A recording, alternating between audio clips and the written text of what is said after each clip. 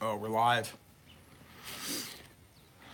All right, so this is gonna be another live feed, and no links to really post.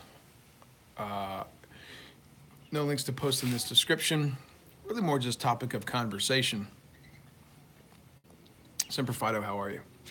Hey, while we let a few people jump in, I'm babysitting 3 kids, all like underneath the age of 11. It's always comical to me that people entrust their kids with me. Truck driver, Sabah, how are you? For dinner, I don't know if anybody saw the thumbnail. So for dinner is birthday cake. And the youngest, who's 5, is having a birthday cake and a Haagen-Dazs ice cream bar. I think that's sort of, when you're in charge of somebody else's kids, I sort of think that's what you should do. 1, for punishment for them going out and having a good time. And 2, as a kid, it just seems like the cool thing to do, to get birthday cake and ice cream for dinner. I don't know if anybody else agrees with me or not. But the kids, there was sort of 2 throbbing thumbs up from all the kids. Yeah, well, right. Here's the best part. It's not my kids, so it's all good. Let's see. Do you just listen to Rutherford and get pissed, then make a video? No, you know what? So true story. I have read, I think 2 articles about him. I've never seen one of his videos, so I don't. But I did a video earlier this week. In the video, I forgot what the video was titled, and it doesn't really matter. I did a live feed on this video. I had an issue with the live feed, some error message that I've never seen before on YouTube, so I killed the live feed within just 2 or 3 minutes. Same title, and the live feed went up. The topic of conversation was JB Hunt and their desire to move. So we had a conversation with them, and they're coming out with their new load board. It's going to be auction-based. Shadow Wolf's in the house. How are you, man? It's going to be auction-based. And I sort of said how I thought that was sort of genius idea by JB Hunt. Howard, I mean, I've talked about this for probably 2 years, and I have Howard as a witness, although I don't know that he's here. I just sort of felt like if I were a broker, that's what I would do. I would create that auction style environment, because I would win and the drivers would lose, carriers would lose, because they would be underbidding each other. So many carriers, in my opinion, and I have read Kevin. Hey, Howard's here actually. I have read an article or 2 about Kevin Rutherford where he sort of stated the same thing, which is it's the general consensus, our opinions, that many drivers, owner-operators don't know what their true cost per mile is. If you don't know what your true cost per mile is and you start bidding on auction style for these types of runs or lanes, it's going to benefit, I think, drastically the broker, and I think it's going to be a big disadvantage for the carrier. So that was my opinion. So I wanted this evening, Jamocha almond fudge and icing. I really just wanted the ice cream, not so much the cake. So I want to talk about this video because I saw a comment, or there's a whole bunch of comments on one of the forums that talks about rates and lanes and that sort of thing. And they had either, someone probably didn't see my video, probably saw the article, and it was a topic of conversation. And a lot of the comments were, hey, look, this is the time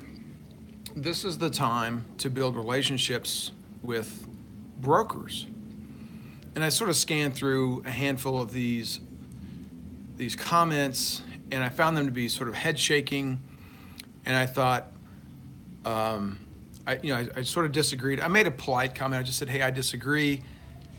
And I thought I would just sort of go live tonight after feeding the kids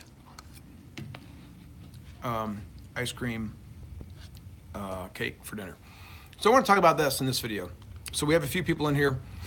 Let me just sort of say hello to a couple people, then we'll sort of dive into this.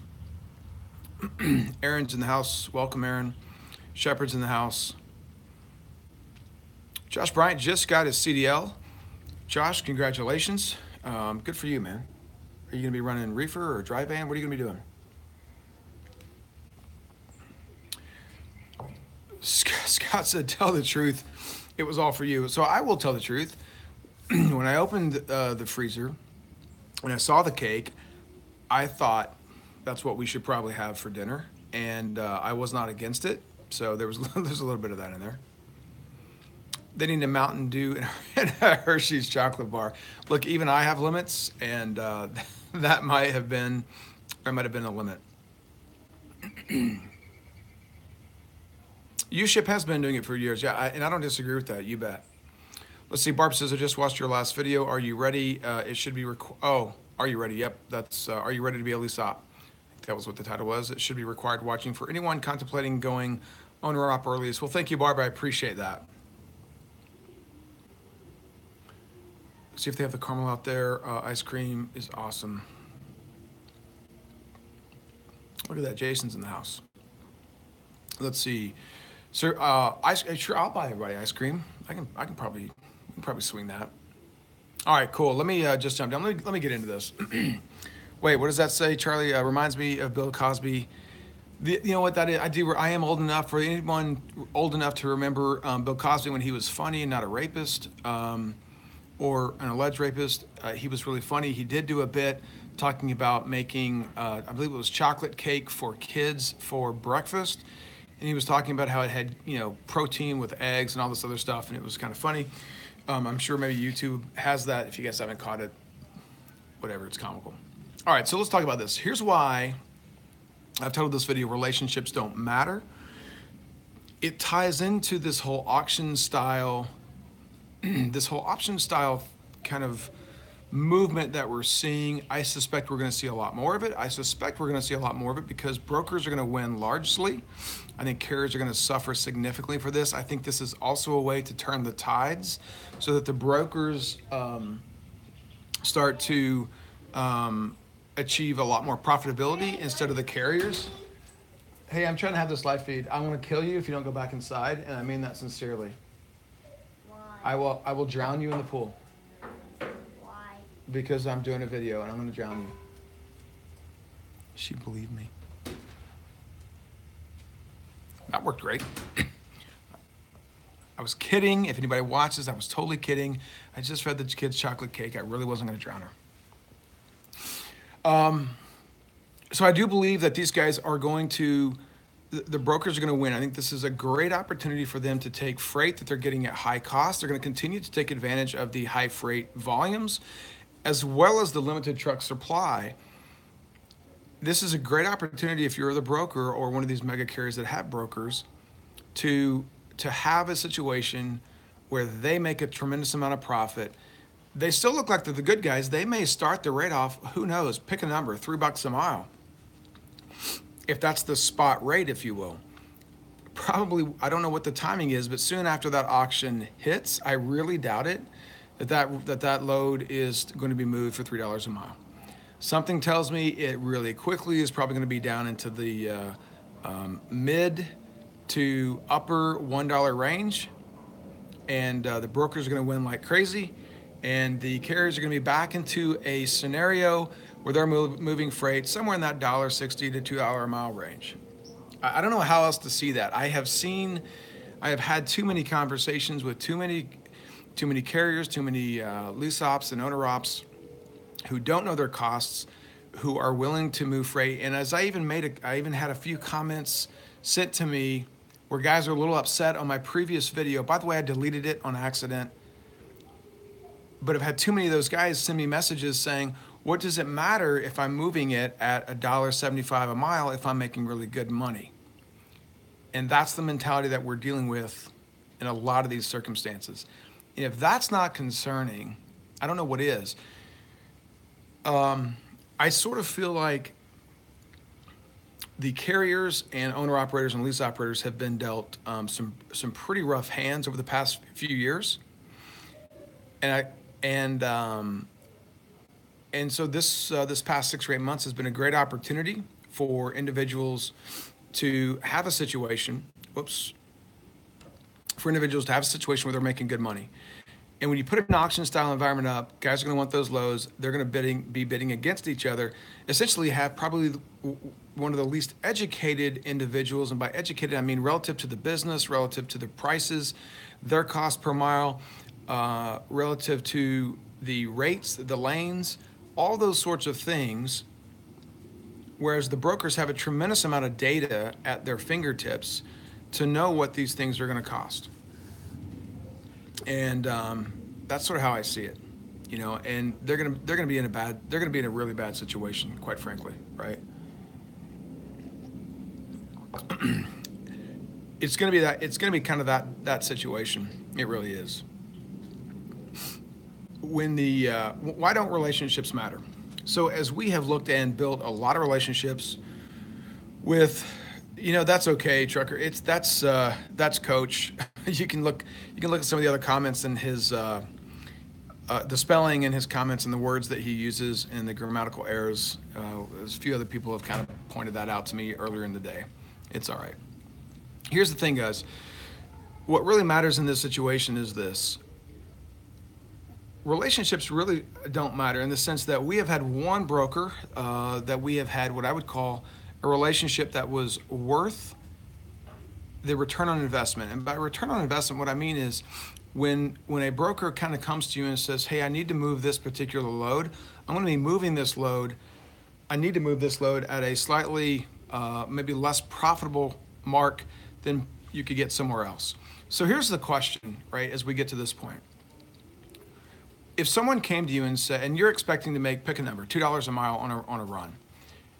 When you ask, when a broker says, hey, look, I don't want to pay $2 a mile, I want to pay $1.80 a mile. Would you say yes to that? Knowing full well that the market is holding and paying $2 a mile. Would you do that? Let's assume that that's a loss of $300, $400, $500 on that particular run. And I think the answer is most of us would say no, and it just doesn't matter. And as you shouldn't move that run, right? Unless there is some compelling reason why you should do that. Exactly, Chuck and Matthew. You wouldn't, and I don't think most of us would either. So if you have a broker that you have such a good relationship with that you're willing to lose money, if you trust in fact that they are making money on that load, but you're really skinny. The only way that makes sense is if that broker takes such good care of you week in, week out, year in, year out, that you're going to end up being profitable in the long run. That's the only way that really makes sense, right? We've had one broker, and I don't know exactly how many that we have dealt with. If we were to go through the file cabinets or the spreadsheet and look at every one of them, it's probably north of 700, maybe 1,000. I don't know what the number is. It's a pretty good sized number. And out of all those, we've had one that took good care of us, where we would take that lower paying rate, and they would make sure that we made a return on that investment. Meaning, at the end of the year, right, we were really successful by working with that broker. I'm not saying those brokers don't exist. I'm just saying we've only found one. So does it make sense to build relationships when you're entering into this auctions type environment? In my experience is that relationships are really valuable in business. I just don't see it to be the case in the trucking industry. I have seen very little circumstances where relationships with brokers turn out to be profitable for the carrier over the long run. Again, my experience says 1 in 700, 800, or 1,000 brokers, that turned out to be a good thing. So what does that mean? It's going to be interesting if a lot of brokers move to this auction style environment. It's one thing to have 1 or 2 brokers out there doing that or testing it or committed to it. It's another thing if the entire or a large percentage of the industry moves to that arena.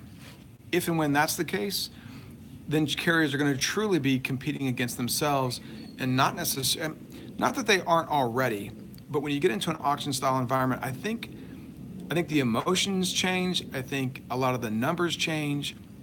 I think, again, you have those individuals that are uneducated, that are hauling freight for $1.20 a mile, think that they're making money, those sorts of things. I think you have a lot of those guys that are out there, and I think it just gets real ugly real quick. I think the rates are going to tank for carriers if this continues to migrate. But I don't think the rates are going to tank necessarily for the shippers, and I don't think they're going to take for the tank for the brokers. I think they're going to find ways to continue to manage really high profitability. That's my kind of 2 cents. So it's going to be really interesting, especially when you see a lot of comments. I think when I glanced at that particular forum, there was 100 or so, 100 plus comments. When you see a lot of individuals that are indicating that that building relationships with these brokers is going to be the best way for them, that just seems really narrow. Seems really narrow-minded. That's my opinion. So, how do carriers win? It's going to be a tough model. It's going to be a tough scenario. It's going to be a tough sell. But I think what's going to have to happen, and this is a little bit laughable. It's getting dark. Let me turn some lights on. It's a little bit laughable. I think what's going to happen is you're going to have a whole lot of carriers, owner-operators, lease operators that are committed to sticking together. And we all know how that works. And the answer is it doesn't. You can't. I think I've heard a lot of different channels make the comments about drivers can agree on the weather. And while there's a pun involved, I understand that that's probably the truth. I mean, we saw it with e-logs and a whole host of other things. And I think e-logs, whether you believe that they were good or bad, there were a lot of individuals that felt e-logs were going to be bad. They couldn't even get their act together to support each other in their initiatives. And so if that was probably one of the biggest changes or impacts to our industry, I really doubt that a lot of these guys are going to be coming together to avoid these auction type companies altogether. I just don't think they will. And so I think you're going to have a lot of those guys that have that mentality of big deal. If I make money at $1.70 a mile, why isn't that good for me? Well, if $1.70 a mile you're making money, why wouldn't you be making more money at 2.25 mile? So I genuinely think, again, I know Howard's in here. I mentioned this to Howard a couple of years ago, and I said at some point, some broker is going to come up with this idea. It's going to hit the market at the right time. And again, I think now is a really interesting time. If I were an established broker with a lot of customers, and I have lost some of those companies because I'm charging a higher amount due to truck to load ratios, they've got to find some disruptive technology. They have to find some angle to win against the carriers. And in my opinion, I believe this is it. This is just my opinion, and I could be wrong. I hope I'm wrong. This is one of those things where I desperately hope I'm wrong. Let me try to jump up and answer a few questions. John Hull says the problem with megas is the advantage fuel contracts give them. That's certainly an advantage, you bet. John Hull says they also need to really push for fuel parity. Possibly. Spectre says, hello, Wesley. Well, everybody say hello, Wesley. James Brundage says, if you haul for $1.60 to $1.75 a mile, you are your worst own enemy. 250 or more miles better for sure. Truck Driver Survival says he learns a lot when we talk about the broker-carrier relationship. You're welcome. I think it's sort of an interesting relationship, and we deal with them a lot, right? So look, there are advantages that we as a carrier with multiple trucks have, and that's the case I think for a lot of carriers. There's disadvantages because when things go bad for us at a significant rate, right? Because we have multiple trucks. When things go good, they can go good for us, right? So the swings are just more significant one side of the spectrum or the other. The other advantage is we're dealing with we'll deal with probably more carriers in 1 month or 2 months than maybe an owner-operator will over a year or two. So we have sort of a lot of those types of advantages. And again, this is one of those situations where I hope I'm wrong. I just doubt that I will be. Let's see. Benjamin Duke says he's talking to somebody else.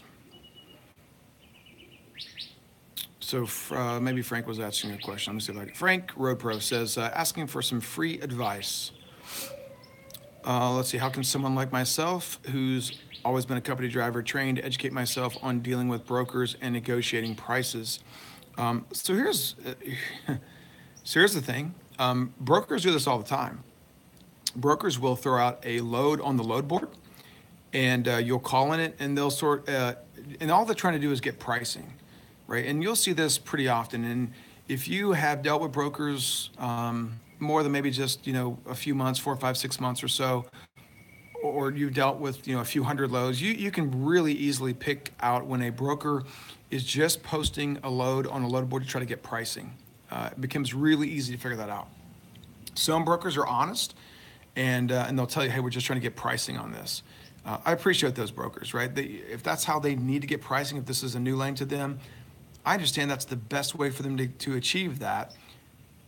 But when you come at the risk of trying to hold a truck up or make a guy think that there's a load here, that's a really sketchy thing. So in any event, so how do you get that? You can do the very same thing, right? You can call in. Look, I've talked about this on other videos. I think on my first channel. The very first load that I booked was with C.H. Robinson. And it was a Friday night. It was like 6 or 7 o'clock. And I called it. I just picked up the phone and I said, hey, I'm trying to book a load. And I know nothing about what to ask. I'm hoping that you're not going to screw me and that you're going to kind of give me the education of what types of things to ask. Right? So that might be worth the video. I know other guys have talked about that. It's not hard. And it's not hard at all, but quite frankly, you just need to ask some of the obvious things relative to the business. Where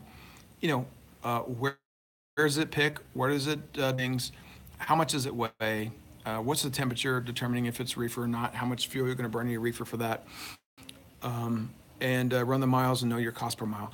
Those are like at a minimum the basics. Obviously, pick time, delivery times are really critical too. I like to think of loads in terms of 600-mile increments.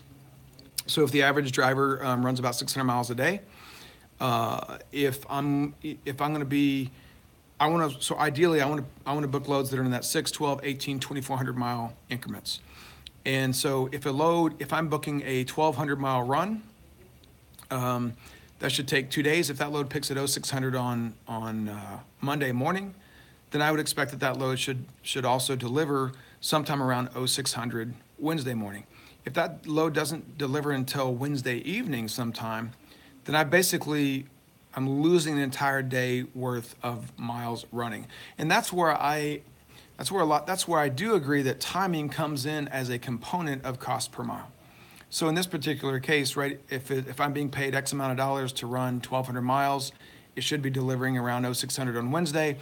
If it's not delivering until late that evening on Wednesday, then you should be factoring that in as a 3-day run almost, right? Somewhere in that 1,800 mile run. That's how you should probably price that. Quite frankly, that's the revenue that you're going to lose. So in any event, I hope that helps. But that's probably its own video. Greg Inman says, ultimately the right goal might be a 6-month contract versus a 1 to 2 year or even a 90-day contract. And you might be right, Greg. You might be right. Especially... Well, I'll just leave it at that. That's probably its own other video, but I could see value in that for sure. James Brundage says he's found out the brokers are out for themselves. That's for sure.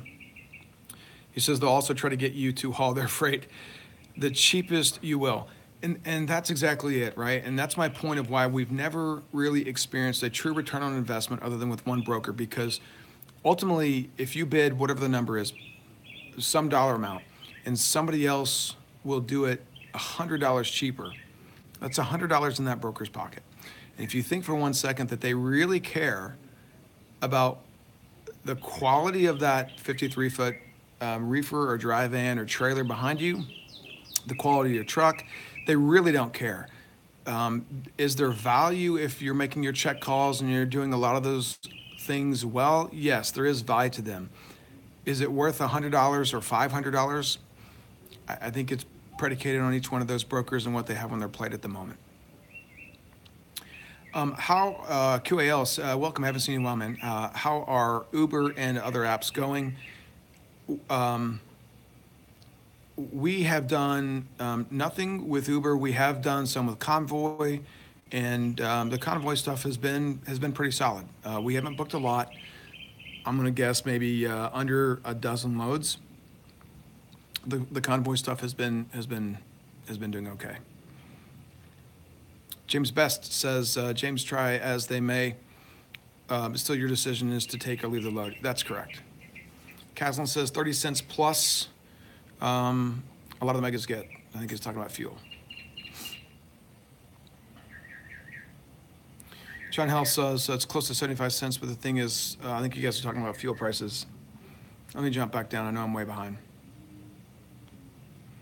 OIDA does have some pretty basic educational tools.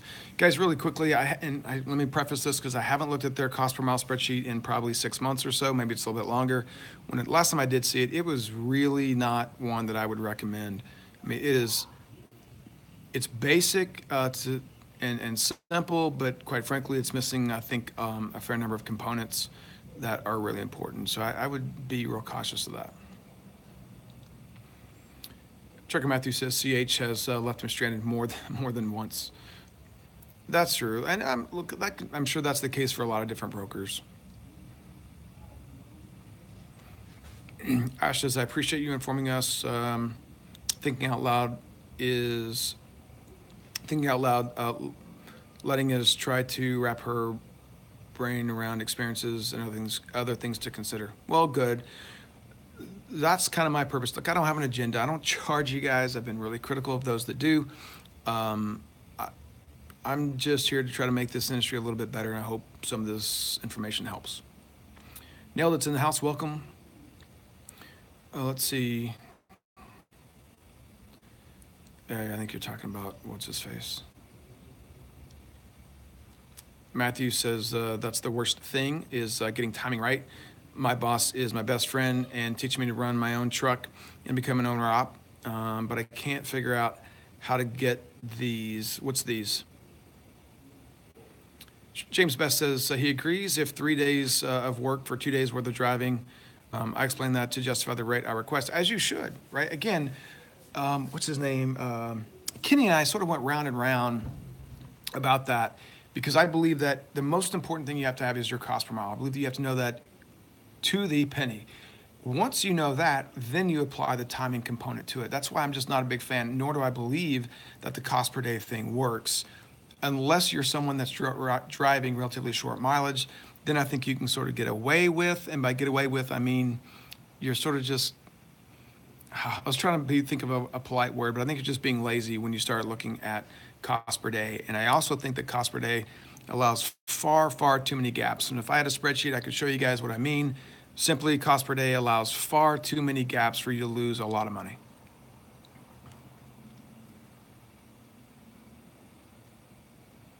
Look, there's a reason why brokers wait until 24, that sort of 24 to, well, it's more like 48 hours before they post a load. You know as well as I do that they have these loads in their pocket a week or two ahead of time. When they hold that load until 48 hours ahead of time, it probably provides them some structure of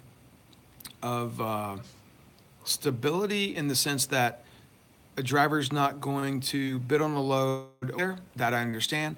I also think it's a really great way to manipulate the market. Let's see. Benjamin Duke says, he's replying to James Best. He says, so many of us buckle when just a little pressure is applied. Saying no is a hard thing to learn for someone with no confidence in their numbers. Man, Benjamin, thank you so much for posting that comment because I think that is one of the better comments that I've read in a few months, and that is exactly correct. We all feel the pressure, whether you are a single truck or a medium-sized carrier. We all feel the pressure when we're trying to move a truck. Right, we feel it, and that's the nature of the beast. And the brokers know that, and they manipulate and expose that. That's their job. If you don't know what your numbers are, you're lacking in confidence to be able to make that right decision. And that's a tremendous comment for real. And I think that just speaks why I'm so adamant, quite frankly, about knowing what your cost per mile, because that gives you so much confidence when you know exactly what you need to make that right decision. Ash says it's a shell game basically between brokers and drivers. So far in their little exposure in the drivers chat room such as this, it seems they ask around and shop around some. There's a lot of that, right? I mean, I just want to vomit, honestly, every time I go into that rate per mile masters, and somebody will ask, what should I charge for this lane? And it's like, and then you'll have 200 people answering. 5 or 10% might have the right answer. The other 90% will have a wrong answer. And quite frankly, how can they have the right answer if they don't know what your costs are? Because all of our costs are going to be different. So why you would go and put yourself through that hell of having 100 or 200 people comment and confuse even more? I would think that would be all the motivation you need to go and identify what your true costs are so you can be making the right decisions. Gary, I agree. I do think that group is kind of hilarious. The other thing, here's this. When was this? Late November or so, when the whole ELD conversation was happening. You could find any chat room or any group or whatever, and the frustrating thing is, same type of thing, right? Somebody will ask a question about ELD or hours of service or how to run or how to log, and you'll have 200, 250 comments. And honest to goodness, I mean, you guys can ask Howard. Don't believe me. Howard was a driver for 15 years or 13 years. He's our safety guy. He knows the regs better than probably 95% of most people. Of those 250 comments, 95% of them are wrong or more. And again, I don't think it's because they intentionally trying to mislead somebody that they don't know. And they believe that to be the honest to God truth. The same goes for they believe that's the right way to run their business. Hey, Little Dog, how are you, man? Little Dog, how's Mr. Mom? How's that going? Little Dog, for those that don't know, has been, he's playing Mr. Mom to his, I think, 4 daughters.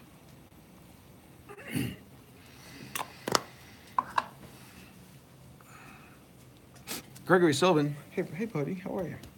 Guess I'll say hi to Briggs. Hey, bud. Gregory Sylvan says brokers are using the same methods as cold storage holding, produce up to 2 years in storage, controlling the market price. For sure. That's cool, Will. I'm glad you're enjoying it. You're late to the game. I'm doing some babysitting. There were 4 kids right there. I'll give you guys the quick glance. They had Jamocha almond fudge and chocolate ice cream cake for dinner. And so I'm doing my job to be a good babysitter, be a good role model. Let's see, a Big D steel trucker. You should give her, I'm not sure what you're talking about there, Ren. Benjamin Duke says Benjamin Duke's replying to somebody else in Indiana, South Bend. Give her a rate, blah, blah, blah. Yeah, you guys are talking about rates. So that's my kind of 2 cents on this thing, guys, is I don't believe that, look, relationships are always good. It's always good to be able to pick the phone and know someone that you've worked with before. I'm not saying that you should not value relationships. You should. I just don't think that you're going to see a return on investment. I would love to know if anybody in here who has been in this industry for, more than whatever, just a couple of years, if you guys have really good relationships, do you believe that you've earned a true return on investment? And by return on investment, what I mean is, if you're losing a few $100s here and there on whatever, a dozen or 2 dozen loads over a year, so if you're doing that 20 times a year and you're losing, $3,000 to $5,000, are you making that up in other runs relative to what spot market is? So spot market is $2 a mile, you're being paid $2.50 a mile. In my experience, we've seen that happen very, very little. YV says, Exec, could you end the beef between Loshan and Guilty 718? I don't know who Guilty 718 is. I've only chatted with Loshan just a few times. I don't know what their beef is, and I can assure you that I probably cannot end that beef, nor probably should I, honestly. I mean, that's, you got, I'm assuming those are two men and whatever their beef is their beef, honestly. I don't mean that to be disrespectful. I don't know those. I mean, I don't know guilty or. Um, Caslin says the other, James, he's talking to James Best. He says, that's it. I'm ending our friendship because I'm not getting a return on my investment. Captain Jim says, I have not seen the return on investment, and I have seen a major thousands of dollars of losses due to partnership already. I don't, I can see that. I wouldn't, you don't have to try very hard to get me to agree to that. Truck drivers do seem to be the hardest people to get along with.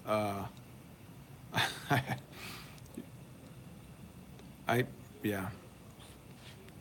Greg Inman's, here we go. Here's another good data point. Greg Inman has 2 good relationships out of 125 to 150. Those are really bad odds, guys.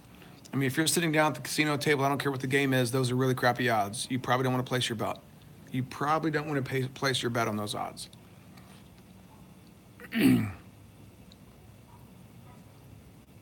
Yeah, Little Dog's talking about Joe Harding's Instagram page for those catching this on the recorded side.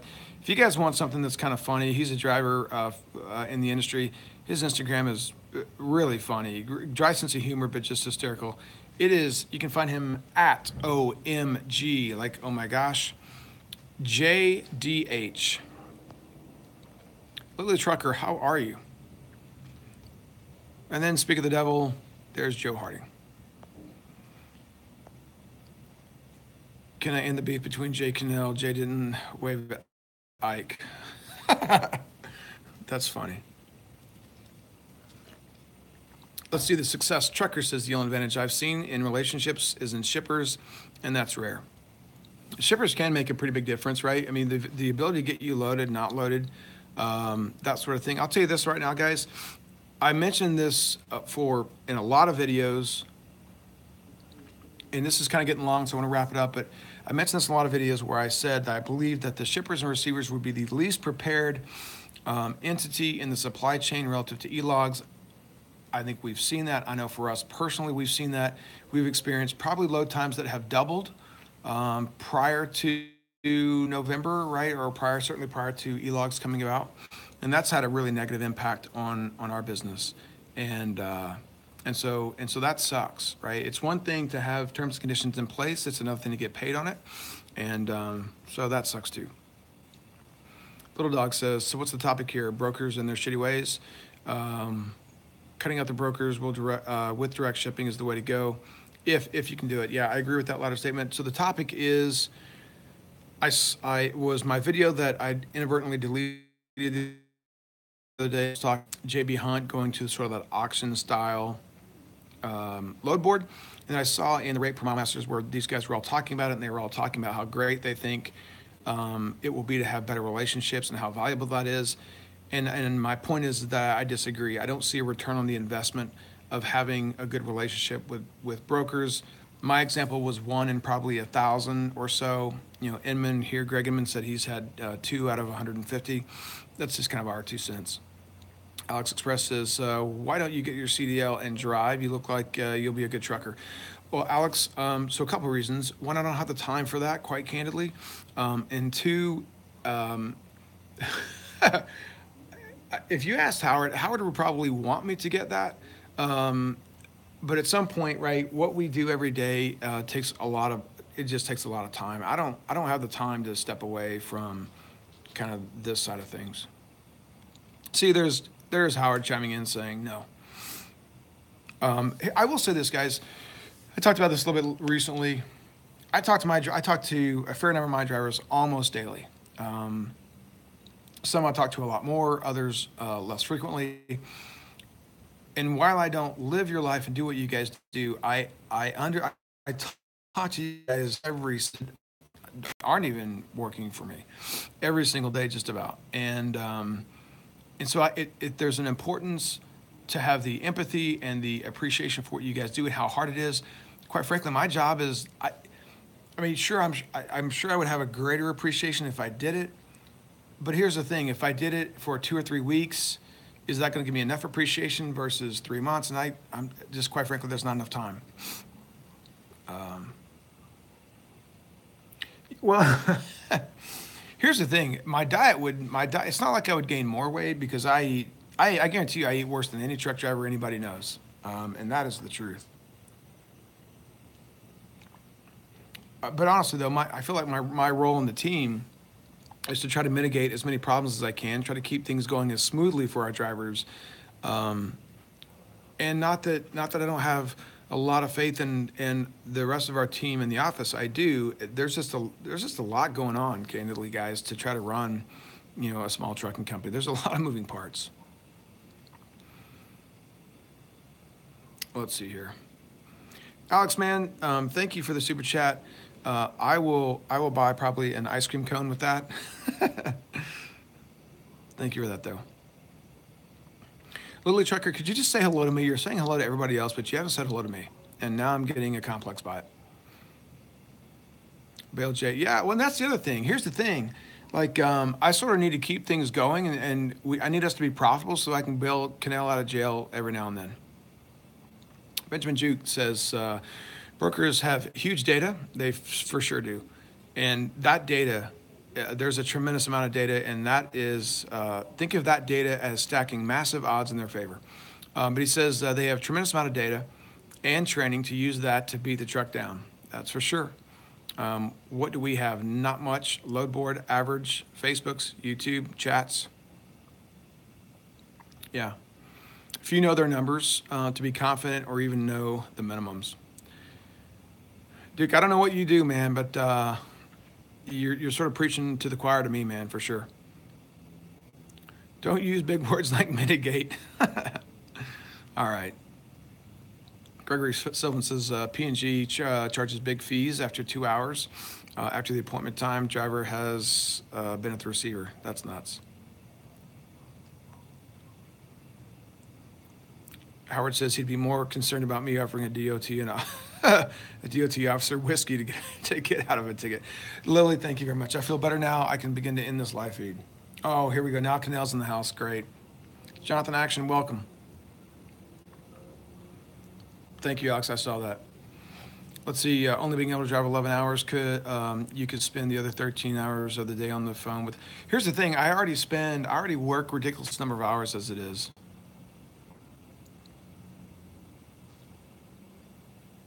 I switched accounts by Hi Scott. Running board, awesome.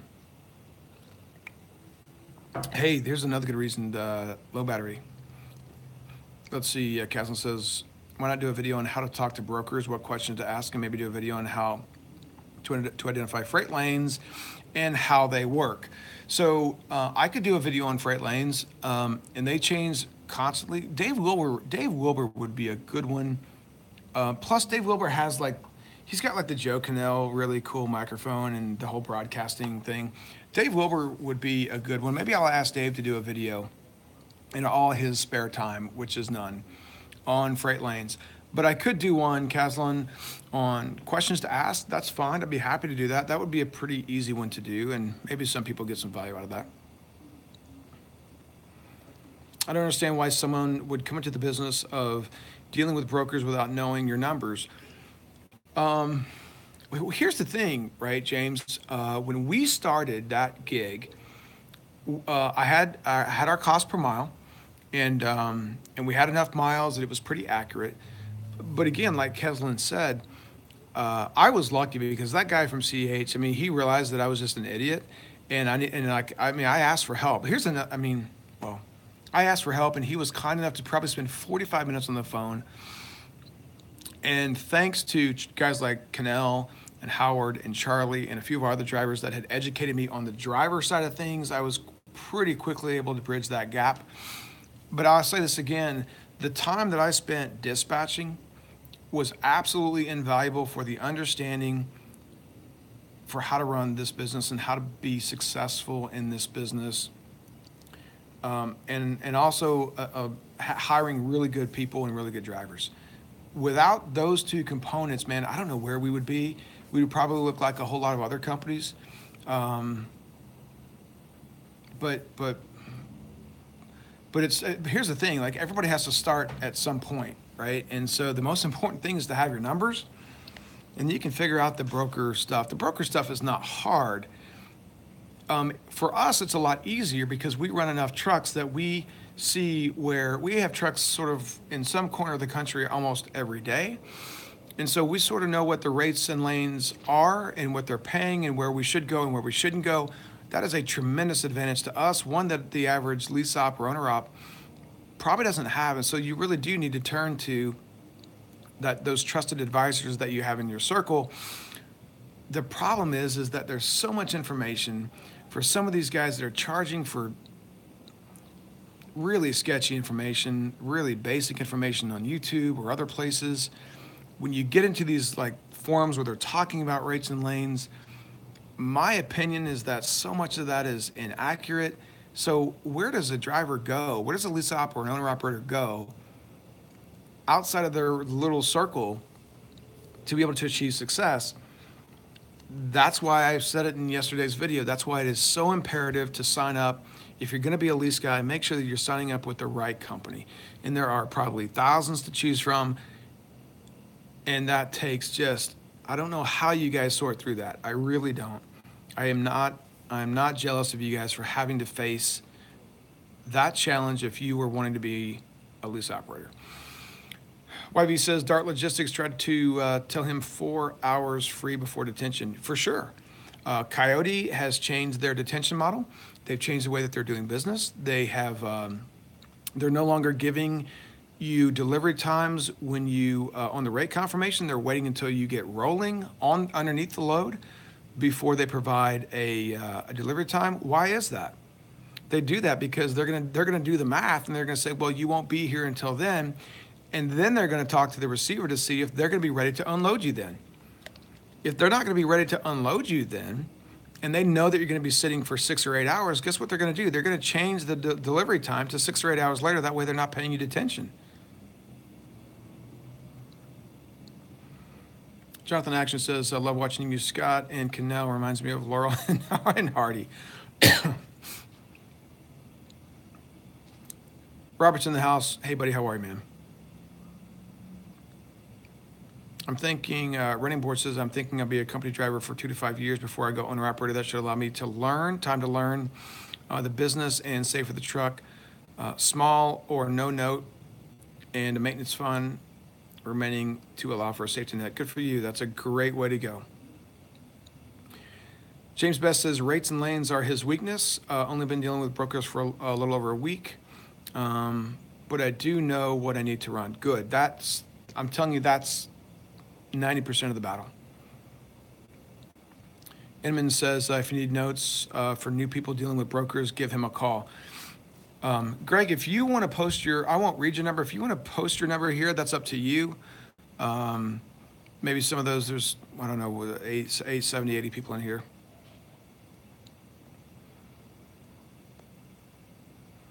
Benjamin Duke, let's just wrap this up. We're 48 minutes. I've said that now 3 times. He's leased to an owner operator with a flatbed. He's mad as hell about I'm mad as hell about his ignorance. Let me rephrase this. He's mad as hell about his ignorance and the little resources he has to shrink that knowledge, looking to getting my authority, but I'm not negotiating well at all. So the tough thing about that, guys, is you have to sort of pay you're going to have to end up paying for a load board. I don't know what the cheaper rates is. We typically have the higher end packages, right? I think that's $200 or $300 a month, and I think Internet Truck Stops is $150, or they just went up, whatever it is. I mean, here's the thing: you almost have to pay for that, and you almost have to be calling and looking at a lot of that data that's on those websites to really get your hands around what the rates and the lanes are. And guys, here's the thing. I mean, you can ask Wilbur. I warned Wilbur about this. He's now seen it a couple of times firsthand. Rates and lanes can change in a matter of 3 days. In a matter of 3 days, Florida, California, other places, Northeast. Where's Yukon? Talking about the Northeast. There are a lot of areas, Texas, there are a lot of areas where freight can be really hot this week. And by the time you take a load, 1,500 miles away, and you want to try to get back to one of these places to grab another good paying load, by the time you get back there, all of a sudden it's now $1.20 a mile. So it I mean, rates change really crazy. And a lot of it has to do whether it's produce season, whether it's apples or Christmas trees, grapes, potatoes, onions, all those things when they're coming in, flowers, all those things just have a window of opportunity. And for us, flower season, right? Very cyclical. We'll start in middle of March. We'll start bringing in some owner operators in middle part of April, something like that. We'll use them for 6 or 8 weeks. I mean, we just go straight up on our volume. We flatten out for about a month, and then we just crash right off the board. And again, onions, potatoes, all those sorts of things go on the government website. Man, if Howard's in here, if anybody else knows the government website to go to where it talks about those windows, somebody please post that here. I can't recall what it is off the top of my head.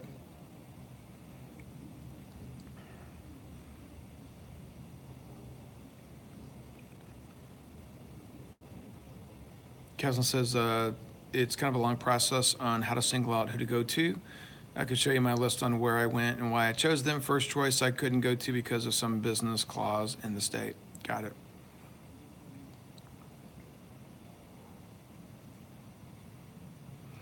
Briggs says he's in here learning learning lots of information, not fast enough at taking notes. That's all right. Yeah, I'm sort of a broken record. Just wait about 3 or 4 weeks, and I'll probably talk about the same thing all over again. John Hall says he loves the potatoes and onions. Let's see, pumpkins, right? Pumpkins around that October time frame out of New Mexico. There you go, right there. Howard posted that for those that are here.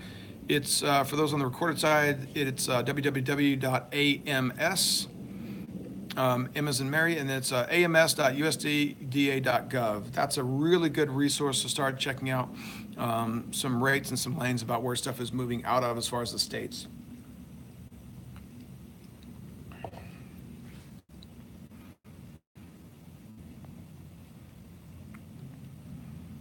Unblock Damon Hassel. I don't think Damon. I don't. Damon, man, I have unblocked you several times. I'll check tonight when I get back to the computer, and I'll try to unblock you again if you're blocked. Little dog that does haul taters, she does. All right, so Caslin says that is not the right link. You guys can probably just Google it, USDA link for trucking and that sort of stuff. It'll probably get there. Look, now everybody's getting on Howard. Howard, you got one job to do, and that was provide the right link. Everybody's bagging on us now. So, guys, that's sort of my opinion. I don't believe that there is a value in return on investment relative to real dollars. I've talked about perceived value and real value. That was one of my better stinking videos, and it has like the least amount of views on my channel. But that is the difference between real value and perceived value. And we have not seen real value in a return on investment, meaning true money in our pocket, by building relationships with brokers. You sort of have this perceived value of, man, this sounds right. Everybody in business says this is what you're supposed to do, blah, blah, blah. Are you truly getting money in your pocket for building these relationships? So Howard has now provided a second link, which people are scolding him because that one is not working. So I'm going to leave this feed up until Howard gets the right link.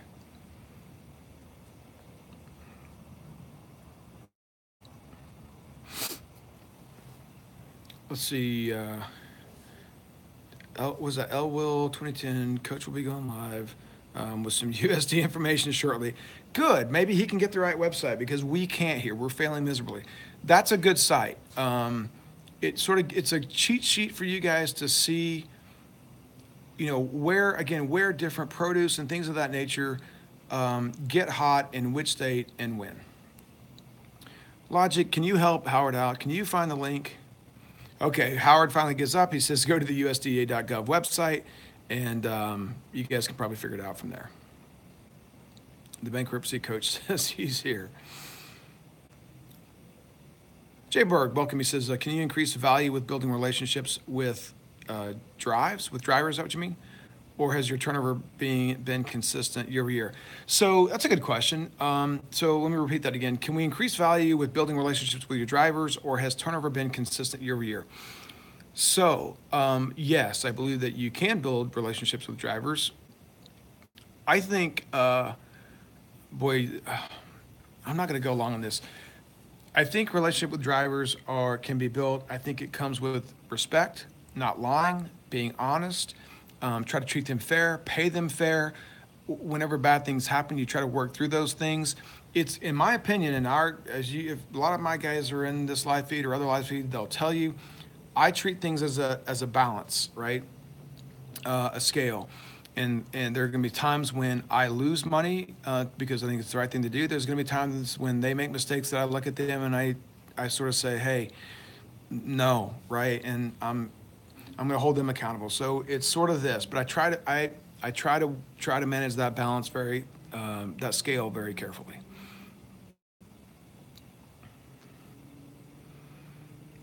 John Hall says, I think unless you become real friends, relationships is to be taken with a grain of salt. Here's the thing, man. I have had my best friend work for me here at Bellfleur. I fired him. I have most of the guys that I'm what I would call friends with at Bellfleur that are drivers. They know we have we know that there's the friendship, the personal side, and there's a very black and white line. It's business and personal. And there are times when I even say, hey, we're going to have a business conversation here. And they get it. And so it works for us. It just does. But I think, some guys can do that. Some people can do that. Some people can't.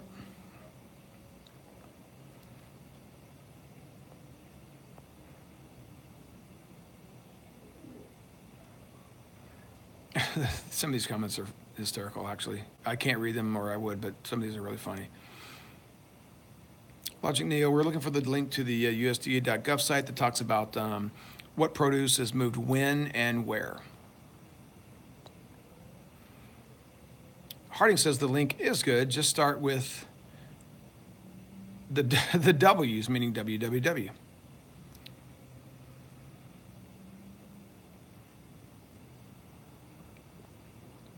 John Hull says, yeah, but I was talking with brokers. I apologize. Okay.